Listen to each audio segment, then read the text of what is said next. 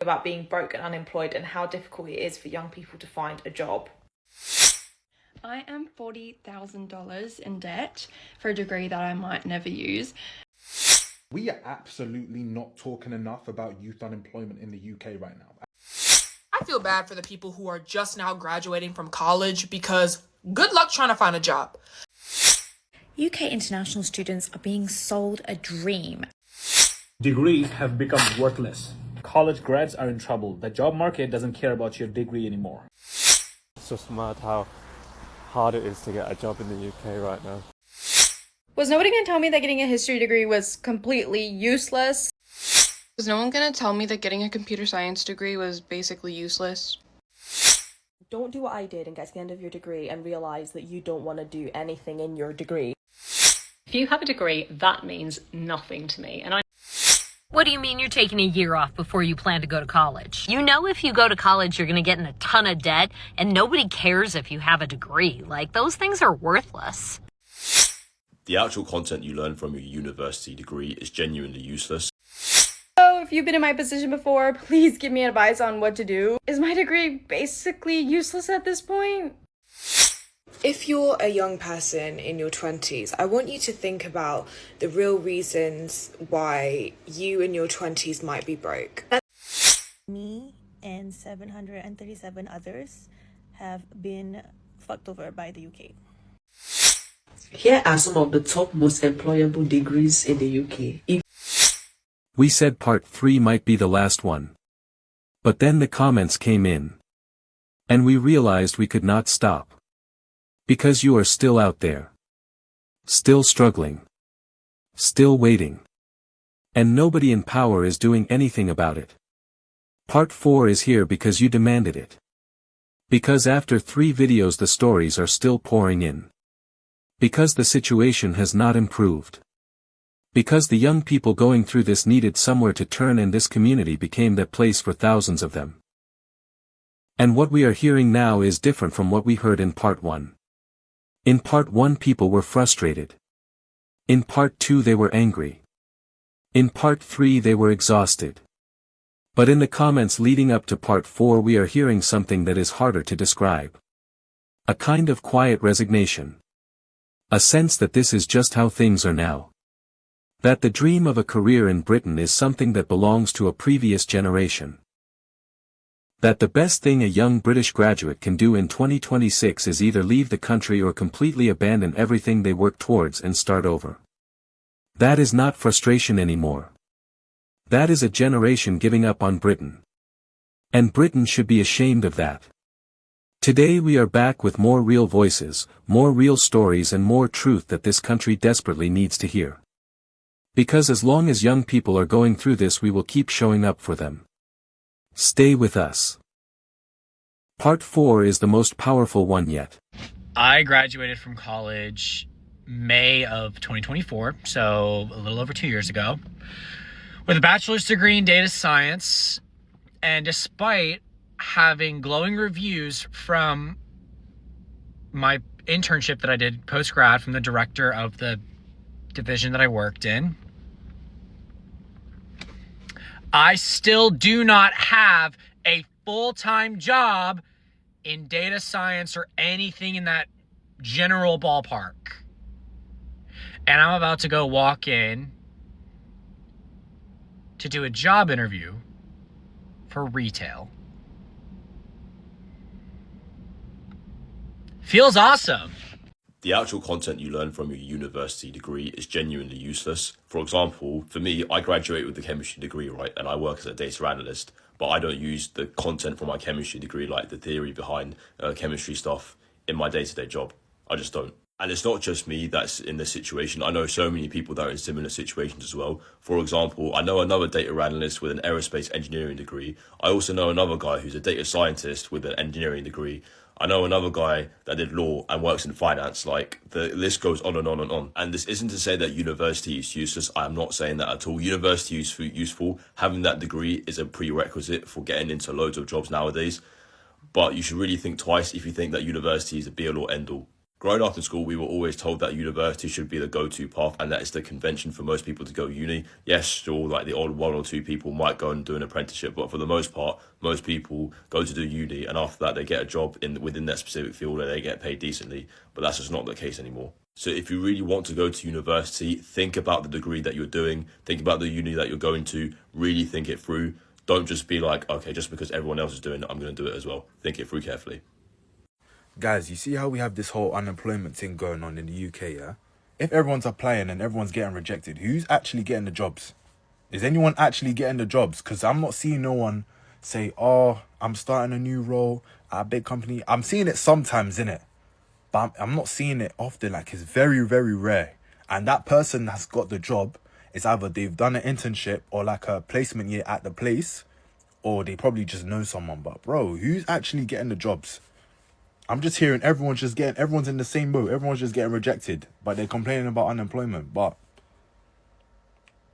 you're advertising the job, guys are applying, and for guys to get rejected, who's getting the job then? I'm actually confused. You lot, let me know, please. Who's actually getting it? I made a video about the UK job market the other day and it got quite a lot of attention, but I was thinking about it a lot since, and I feel like the problem is it's not the fact that there aren't jobs. I mean, that is the problem as well. There's no jobs. But I also feel like it's kind of that no employers like really want to train anyone anymore. Like when I talk to my parents and their friends and like talk about their experience of getting a job when they were younger, yeah, obviously it was a very different kind of climate and it was easier in some ways, but they still said like, oh, it wasn't easy. You had to like, you know, graft and show that you were grind and show that you were willing to learn. And I was like, but that's not the case anymore. It's not that you have to show that you're willing to learn. You literally have to know it already. Like even like graduate jobs, I was trying to explain to my dad. Sorry, my neighbour came out, had to say hello. But I was trying to explain to my dad that even a lot of graduate roles, it's not that they want you to have like taken an interest or show that you want to learn. A lot of them, it's like they want you to have done an internship that's essentially the role. Like they want you to have been trained elsewhere and then be able to come into the job like more or less being able to do the role. So it seems like there's almost no like entry level positions anymore. And look, obviously I'm generalizing, and I personally know people who have gotten into jobs without experience. I feel like even my last role, I didn't have like direct experience in the sector, so it can happen obviously, but I'm just talking on a general level. Like I feel like in industries outside of like law and accounting, really, I just rarely tend to see it. But I don't know if this is anyone else's like experience. This is maybe just me. I feel like it's just a problem with the market as a whole, and I don't really know how to fix it. I feel like it kind of has to come from like higher up, like come from the government to have incentives or something. I don't know. maybe someone from the Labour Gov can chat about that. But yeah, a bit above my pay grade. But that's just my thoughts on the matter. Let me know if anyone kind of agrees or disagrees. I feel like this is a bit of a tricky one to assess really, because obviously it's just based off personal experience. So I never know if it's just me experiencing this. If you're a young person in your 20s, I want you to think about the real reasons why you in your 20s might be broke. Sensitive topic, I know, but it needs to be spoken about. A lot of 20-something-year-olds are broke. It's getting worse. And why is that? So the plot twist here is that it's actually probably not your fault. As Molly May once famously said, everyone has the same 24 hours in a day. However, what a lot of us don't have, I'm going to go through in today's video. Number one is that literally nobody is taught financial education. In school, in uni, in college, wherever you're at in the UK as a young person, we are not told how to read a payslip, what the hell tax means and how to, work around it. This is why a lot of people make so much money as accountants, because literally in the UK, we have no knowledge of how to manage our finances ourselves. I know this is a hugely talked about topic, but I really feel like the government needs to push on teaching young people in schools what all these things mean. And it's why a lot of people in their 20s are in credit card debt, because they have no one who has taught them what that means. To caveat, a lot of people are going to respond to this video, most likely older people, that you don't need to be taught and you just need to read and understand the rules. Now, whilst this might be true, we were all kids at one point, and Yes, you know, I'm in my 20s, I'm not in credit card debt, I never have been. I've not had any issues with my finances, but that's because of the lifestyle that I chose. It involved multiple sacrifices that probably a lot of kids aren't willing to make, and why should they? Like, at the end of the day, you shouldn't have to be some extraordinary successful person to understand your finances. This should be something that comes from, you know, literally just going to school. Number 2, when is the last time your friend invited you over for a dinner or a house party? I'll wait. Yes, they might have invited you over, right? But do they own the home? Probably not. And if you look at why that is, you'll see that the house prices in the UK are literally insane. Like, no 20-year-old is going to be able to afford that in this economy. We don't get paid enough. And, you know, we aren't saving enough because we're in this constant rental cycle. But if we owned our own homes, it's going towards something. So it's not a waste of money. Like, on average, people in their 20s, especially the ones living in London, you know, you're paying, what, upwards of 20k a year on just rent? Like, that is disgusting. But literally, again, the government isn't doing anything to make this better. In fact, they're making it worse, and stamp duty comes back this year for properties over, I think it's 300 or 400k, I can't remember to a T. But again, disgraceful. Something I touched on brings me to point 3, which is the amount of low graduate salaries. Now, I totally understand, you know, nobody's senior at that stage, especially me. I started in the corporate world at 18. I was on less than 25k a year. Okay, that's fine because I had no experience and I didn't have a degree, and they were paying for my degree. So there's some benefits attached to, you know, why I was on a lower salary. I'm also extremely blessed to say that in 2 years out of the 3 that I was at that firm, I lived at home with my parents, and I was lucky to have lived, you know, just inside of London, so it wasn't expensive for me. But what about people that need job opportunities from, you know, other places in the UK, and they come to London and now they need to rent on 23, 24, 18k a year? Like, this is not a livable wage for anyone. They've just spent, you know, 3 years at university racking up this humongous debt so that they can look good to an employer, and these employers are literally sat in our faces laughing, going, ha ha ha, I can pay you the bare minimum and get away with it. Again, if there was stricter regulations on that, then again, we'd just be richer as 20-something-year-olds living in the UK. Again, to caveat, life is hard, everybody needs to work for it, and I totally get that. I'm not where I am today because I accepted those sort of opportunities, and yes, thankfully, the apprenticeship scheme is around, and that does help in terms of earning higher at a younger age. But in general, it's not the norm. And quite honestly, I don't think enough is being done to teach parents and their children about why things like apprenticeships are beneficial. I could bang on about this subject all day, and there's plenty of other reasons, but these 3 things are at the forefront of my mind, and I wanted to share this as someone who understands the struggle. I don't come from money. I've built everything I have by myself, and if I'm being real, if things get worse, I probably just won't live in the UK anymore, and that'll be it. Like, the UK is going to start losing all their young people, all their talent, because they can't fix up as a country and protect us as the next future leaders of their country. So sounds like a them problem. I hope this made you feel better. I know a lot of people might relate to this, and I just wanted to make sure that, you know, you're really just showing yourself that these people on TikTok that show you everything is perfect, it really most definitely isn't. And a lot of the time they have help that the average person in the UK doesn't have. So please don't ever blame yourself for being broke or having, you know, issues with your finances, because a lot of this is due to the system that we already have in the UK. As I mentioned, I have literally known this for so long that I started started working at 16 to avoid being in this bracket at all. So maybe I'll do tips and, continue making my advice videos as I do on how to get out of this sort of rut and this feeling like the UK is literally making it impossible for young people. You might be broke in your 20s, but just know that with the right attitude and the correct hard work, you're going to be rich in your 30s. So remember that it's not your fault and just keep going. You see that your degree, well done. It is a good achievement. It's not easy getting a degree, going to university, graduating and all. And as an academic body, of course, I'm always proud of my student. Very proud of them. Oh, this one got a first class, this one made a distinction. But I'm going to be very blunt in this video today. You see that degree is just a piece of paper. If you cannot express your ideas, you can have the highest grades in the world, a first class, get that PhD, wonderful, fantastic, all the certificates in the world. But if you cannot speak clearly, write persuasively, or pitch your ideas, your brilliance may never be noticed. Look, communication is the bridge between talent and opportunity.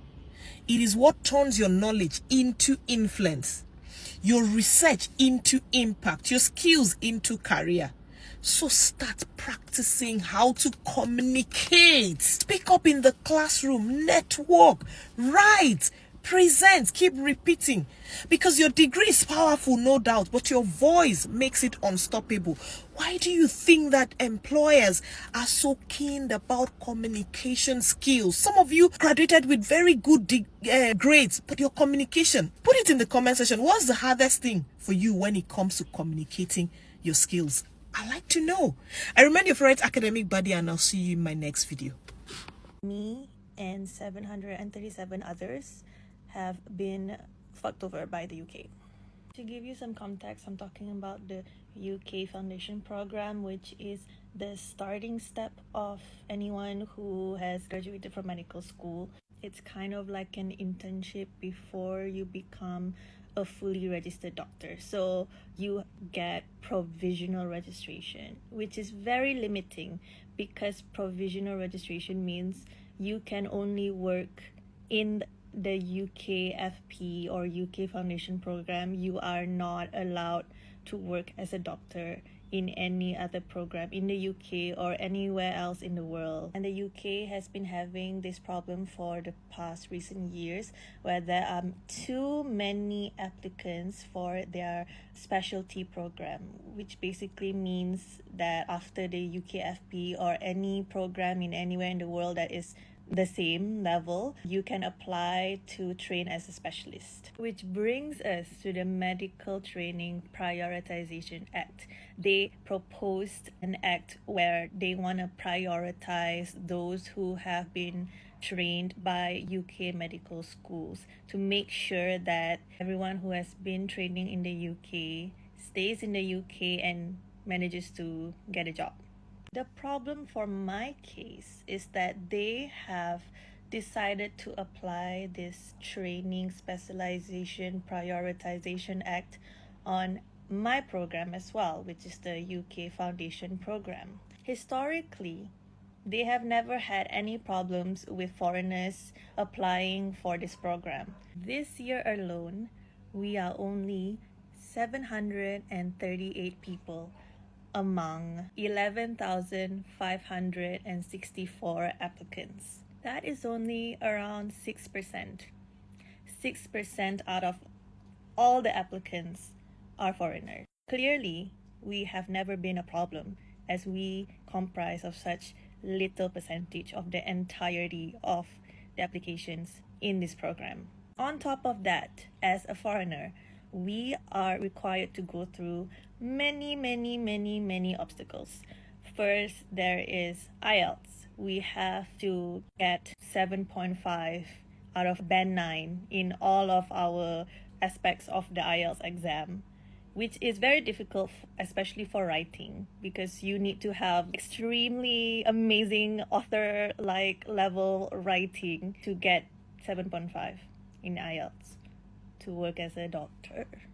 That already costs between £215 to £250 depending on where you are in the world. And the first unfairness that we have received is that they last minute decided to change the deadline to a much earlier date, which meant that so many people couldn't qualify to apply for the program. The second obstacle is what you might have heard about, PLAB exams, which is basically for any international doctors who want to work in the UK. You have PLAB 1 and PLAB 2. PLAB 1 costs £273. And I'm from Malaysia, so they don't have the exam where I am. The closest I can go to is maybe Australia, India, Pakistan, and you can imagine the cost getting there and staying there. The second exam is PLAB 2, and that costs around £998. Staggering amount. And that is only in Manchester, UK. So you have to travel all the way there to take it. And for our UKFP applicants whose medical degree has been attained for more than 2 years from the start of the program, which is 2026, application is in 2025 by the way, that means you have to take an extra exam called the NCA, or the National Clinical Assessment. The clinical assessment costs £850, and it also is held in Manchester. Now the tricky thing is, for PLAB 1 and PLAB 2 you have it all around the year. It has many dates, but for NCA it is only held once a year. So if you fail it this year, you have to basically delay your entire journey and apply for the next program the next year. And if you pass everything, you have to apply for provisional registration, which is £25. Now, if you're a UK citizen, you must be wondering, you're a foreigner, why not work in your country? Why do you think you are owed a job? The answer to that is, number one, not everyone can qualify to work in their home country. This is because of attaining their medical school degree from different countries and they're not recognized in their home country. Number two, some of us, many of us, the internship jobs in our country suck. Let me tell you what I did, because desperate times call for desperate measures. I graduated college in 2010 when the unemployment rate for a young person was higher than it is now. Feels rough out there, but listen to me. You use external motivation and you exotify your experience as much as you know how. I created a YouTube channel for the sole purpose of documenting my journey and trying to find a dream job, so it pushed me to create videos, and not a lot of people watched it, but it was motivating enough for me to think outside of the box. And I moved across the country, and I know a lot of people can't do that, but that is just an example. And what happened was, there were less people who went to my college, there were less people who grew up where I grew up, and it made people just a wee bit more curious, and that's a great thing. You want people to be curious about you, you want people to root for you, and most importantly, you want to root for yourself. Don't do what I did and get to the end of your degree and realize that you don't want to do anything in your degree. When I tell you, I had the epiphany of a lifetime in my final year. I don't think you realize how traumatic that is. I was questioning everything. That's just not the vibe you want to be on when you've got dissertations and your fucking graduation at the end of the year. Instead, before you go to uni, sit down and think to yourself, what does my dream life look like day to day? What do I do? What are my hobbies? Plan it out from the moment you wake up till when you go to bed. And if the career that you're supposed to be going into after this degree doesn't correlate with that dream life, girl, you need to have a think about what you're doing.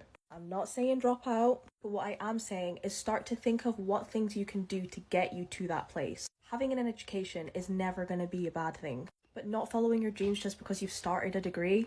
Was nobody gonna tell me that getting a history degree was completely useless? When I chose my major, I didn't really do a lot of research on the job market for history grads. My counselor didn't warn me either, but it's literally backfiring right now. I graduated 8 months ago, and I can barely even get an interview. It's to the point where I started door dashing, using the Sparrow app just to get by and make money. I even started applying to warehouse and fast food positions in hopes of finding something full-time. So if you've been in my position before, please give me advice on what to do. Is my degree basically useless at this point? Is no one gonna tell me that getting a computer science degree was basically useless? When I chose my degree, I didn't really do a lot of research on the job market and like what the job market would look like after I graduated, which is terrible, by the way. I didn't really know what I wanted to do specifically either. I just kind of felt like it was a safe degree and I was totally wrong. I graduated 8 months ago. I've been applying nonstop with no success, not even an interview. And I've just been focusing on like small side hustles and like small jobs to keep myself afloat because I am broke. I've been door dashing, walking dogs. I started filing for class actions on Sparrow. Anything, girl. If you're in my position or have been in my position, please give me some advice. How do I make my resume stand out? How do I get an interview? Is my degree useless? Degrees have become worthless. College grads are in trouble. The job market doesn't care about your degree anymore. Only 30% of 2025 graduates found a job in their field. That means 7 out of 10 didn't. Underemployment for new grads is at 41%. That means people with degrees are working jobs that never needed a degree. Companies are not hiring for entry-level positions, which is making the job market even more difficult for the new grads. AI and automation are replacing the repetitive office jobs, the exact jobs that new grads used to get. A 4-year degree cannot keep up with the job market that's changing every 4 months. You are graduating into a job market that's disappearing faster than your student loan grace period. If you're relying only on a degree in 2025, you are already behind. Skills, projects, side hustles, and proof of work, that's what companies want now. And to top it all off, you need to learn how to use AI. You need to integrate AI into your workflow. Doesn't matter whatever you're doing. So let me ask you this. If degrees are losing value, what are you doing to protect your future? What do you mean you're taking a year off before you plan to go to college? You know if you go to college, you're going to get in a ton of debt, and nobody cares if you have a degree. Like, those things are worthless. These are the messages that our young people are getting today. They will, in one moment, have somebody shaming them for the idea that they don't want to go to college right away, or maybe they want to do something else, and then moments later, they will be told the exact opposite, that going to college is a waste of their time, and that they're going to get into a bunch of debt. Why would anyone do that? I have a newsflash for all of us. Our opinions of what kids should do after they graduate high school are based on our experiences. And those experiences were built in a world that these kids are not living in right now. Do you understand how difficult it's going to be for Gen Z to buy a house? Or how impossible it is for them to navigate the employment market because it's constantly changing. And now that AI is here, nobody can really predict exactly which jobs are going to still be viable 5 to 10 years from now. Kids today don't need our shame. They probably don't need our advice on these things either. Instead, they simply need us to support their decisions, even if we think those decisions are the wrong ones. Because really, at the end of the day, these kids are going to have to make their own choices, and then they are going to live with those choices. We like to think we know what the right answers are, but we might have known what the right answers were for when we were their age. We don't know it now. So maybe those of us who are older could be a little bit quieter and just support, and then answer questions that are actually asked of us. If you have a degree, that means nothing to me. And I know that's going to upset a lot of people, but whether you do or you don't have a degree, you're going to take away 2 things from this video, and I'm going to explain exactly why. After working many years for others and for myself and interviewing people and working with people with and without degrees, I can tell you the difference is 0. I've seen people with degrees be amazing and people with degrees be rubbish at their jobs, and vice versa. People without degrees have been the most incredible employees, and certainly no less than people who do have a degree. Now, the 2 things you should take away from this: if you're an employer looking, do not discount people without degrees. Now, obviously there are some jobs you have to have them for, doctors, lawyers, whatever. But unless you actually need one regulation-wise, do not discount people without degrees, because you will be ruling out a lot of people that could be incredible at doing the job. Second takeaway is, if you don't have a degree, still apply for the job. I would certainly consider people in practically any role, certainly that I hire for, that would not have a degree. So definitely do not let it discourage you, either as an employer or an employee. I wish more students knew that your university degree doesn't matter half as much as you think it does. I've worked as a broker for one of the biggest financial services companies in the world. I've worked as a business analyst across a number of different organizations. I've had offers from companies such as Microsoft, and guess what my degree was? HR. At the end of the day, if you're able to articulate why your degree choice matches the role you're trying to apply for, hiring managers don't care. And if anything, they actually prefer people with more nuanced subject choices because it offers a different perspective. Now, I'm not telling you to go and do dance and movement to apply to finance roles. Do that at your own risk. But for the most part, don't get too caught up in what your subject is and focus on how you can articulate how that best fits what you're trying to apply for. Now, there's always going to be exceptions to the rule. Medicine, sciences, and some lines of finance. But on the most part, your degree doesn't have that much significance in terms of what sort of career choices you can make after. Just don't fail. Save this video so you don't forget. Leave a comment if you've got any questions. Good luck. Can we just take a second? Can we take a moment to speak about the UK job market at the moment, specifically for international students and international applicants? Finding a job was already tough as it was, but now it's just even more tough because of the fact that there are new rules and regulations surrounding visas and immigration. And I feel like companies are really scared to take a leap right now and offer anyone a proper offer at the moment. I'm in so many group chats of people who have applied to companies, have gone through a rigorous amount of applications, have gotten through assessment centers, final stage interviews, and have actually been given offers, and then their offers were just withdrawn. And people have been prevented from going to their assessment centers because of this said reason. But it's like, okay, what exactly are we supposed to do right now? Are we just waiting? Is it a waiting game? Because I feel like everyone is just on their tiptoes right now up until the 4th of April, because that's when everything is going to be properly finalized and announced. But yeah, recruiters are sort of not even telling us what to do and what stance they're taking. We're being put into talent pools, holding pools, and I just want to understand what everyone else is doing in the situation. Are we supposed to wait around? Are we supposed to still apply to more jobs? Because at this point, it's like, I feel like we're all just confused and on the same boat. So if you have received a job offer recently and need visa sponsorship, please tell me what you're doing and what your recruiter has told you regarding this situation, just because it would be nice to know. But yeah, if anyone's in the same boat, we're in this together, you and me. Here are some of the top most employable degrees in the UK. If you want to get a job or have so many job options immediately after your graduation in the UK, then consider taking one of these degrees. Number 1 is computer science. Any computer related course is good. Number 2 is data analytics. Tech is the thing now. Any tech course is not a bad choice. Number 3 is engineering. Engineering courses are generally good in most developed countries because you will not be lacking job at the end of the day. Number 4 is social work. The demand for social workers in the UK is high.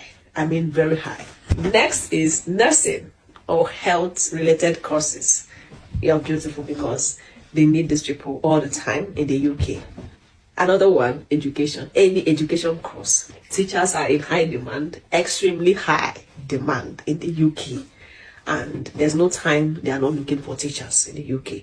The last but not the least, business analytics. It is also a juicy kind of course.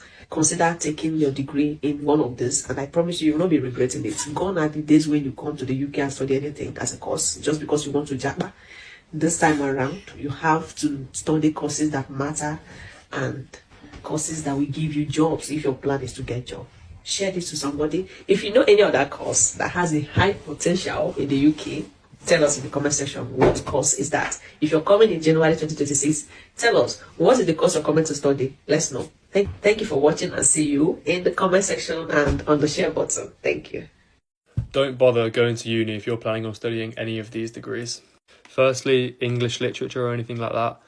I've always likened an English degree to a pyramid scheme.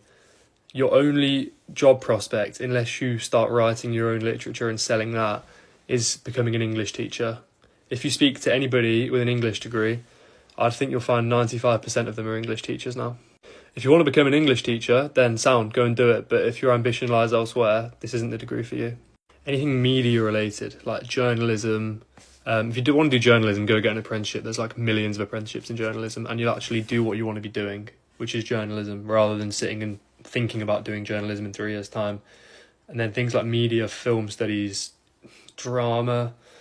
Like, what's the value of a drama degree? Just go and get a role acting somewhere, surely. Like, that doesn't seem that outrageous to say. Now, I've said before, study what you're passionate about, go and do what you love, enjoy uni if that's what you want to do, but just be mindful of the fact you are going to have to pay back your student loan and get a job in 3 years' time. And if you go and get a job that has nothing to do with your degree, I think part of you might regret doing that degree. UK international students are being sold a dream, and for many it's turning into financial ruin. A new investigation by The Guardian has exposed what life is really like for UK international students right now. It's not what they were promised.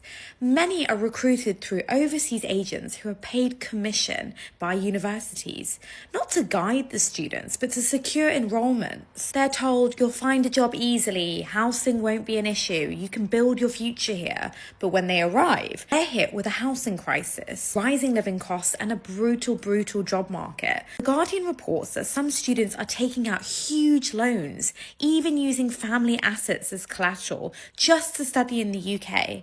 And after graduation, the pressure only gets worse. To stay long term, many need a sponsored job with a high salary threshold. For most graduates, that simply isn't realistic. So what happens? Either leave, or they stay stuck in a low-paid role trying to survive. Meanwhile, universities are increasingly dependent on international student fees to stay financially stable, so the system keeps going. This isn't just a student issue, as The Guardian highlights, it's a system selling opportunities. The real question is, who's actually being held accountable? So I just had my first interview in about 6 months after applying to hundreds of jobs. And I don't want to say this to discourage anybody who's in school right now, but I just want you to know, in 2026, I have a master's degree and a bachelor's degree, and I just had an interview to be an assistant manager at a Korean barbecue restaurant. It's a good position, yes, but definitely not the path that I thought I would be going down in my career. Hopefully I get it. Unemployment right now has been so tough for me specifically.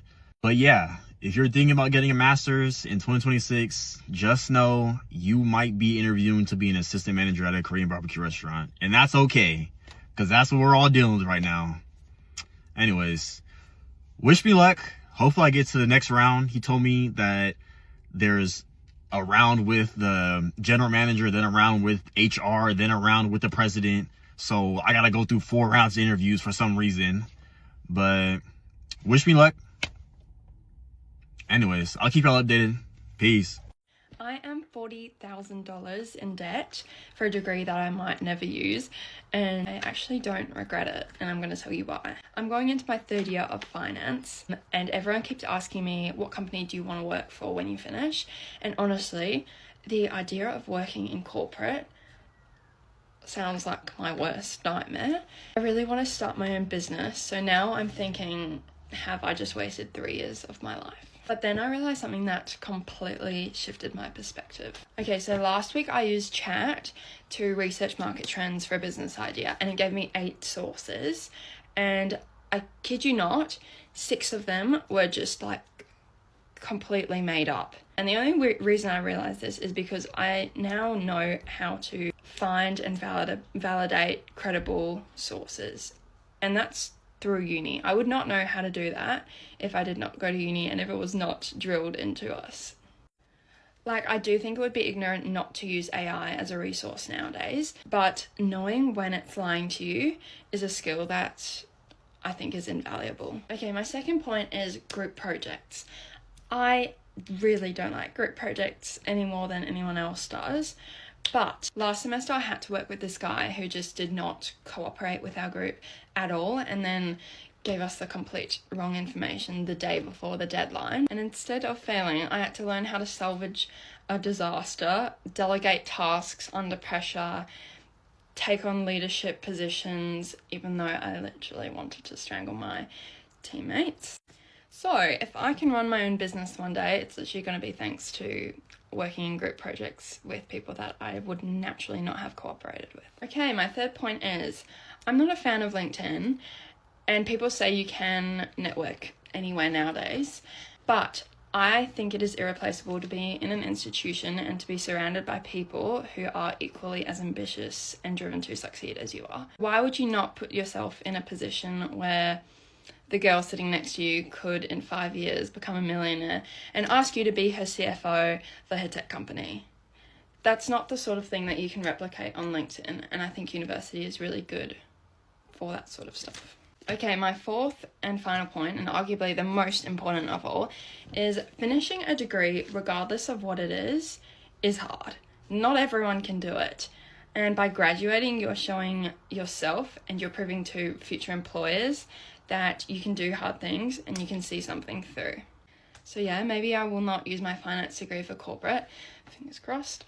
But the skills, the people, the proof that I can do hard things, I think is worth way more than the piece of paper you get upon graduating.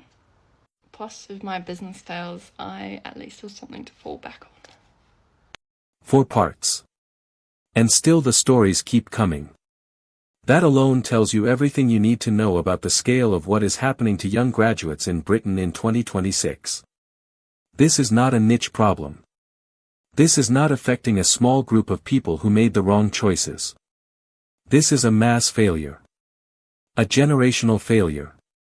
A failure so wide and so deep that 4 videos have not been enough to capture the full extent of it. And what strikes us most looking back across all 4 parts is the journey these young people have been on. In part 1 they were hopeful but frustrated. They believed things would turn around. They were still sending applications, still going to interviews, still holding on to the idea that their hard work would eventually be rewarded. By part 4 that hope looks very different. Quieter. More fragile. More carefully guarded because it has been let down so many times. We heard from graduates in the comments who told us they watched part 1 when it came out and they are still in the exact same position now. Still unemployed. Still searching. Still trying to make sense of a system that makes no sense to them. Still carrying the debt. Still explaining to people why they are not further along in life. Still fighting the shame of a situation that was never their fault to begin with. And we heard from graduates who have now made their decision. Who are leaving. Who have booked the flights, packed the bags and decided that if Britain will not invest in them then they will find a country that will. And honestly, we do not blame them. Not for a single second. Because why should they stay and keep fighting for a country that has refused to fight for them? But for every person who is leaving there are thousands more who cannot. Who have family here. Who have responsibilities here. Who want to build their lives in the country they grew up in and love despite everything. And those are the people we are thinking about most. The ones who are staying and trying and refusing to give up even when every part of this process is designed to make them feel like they should. To those people we want to say something directly. You are the most resilient generation this country has ever produced. Not because resilience was a choice for you but because this country left you no other option. And that strength, that quiet, stubborn, exhausted strength, deserves to be recognized and respected and rewarded in ways that this country has so far completely failed to deliver. Drop your story in the comments one more time. Tell us where you are in the journey now. Tell us if things have changed since part 1. Tell us if you are staying or leaving or somewhere in between. Because this community is still here. Still listening. Still amplifying every single voice that speaks up. Give this video a like, share it and hit subscribe. And watch this space. Because if the comments on part 4 tell us what we think they are going to tell us, this series is not over yet. For every young British graduate who is still out there fighting. We see you. We hear you. And we are not going anywhere. United Kingdom.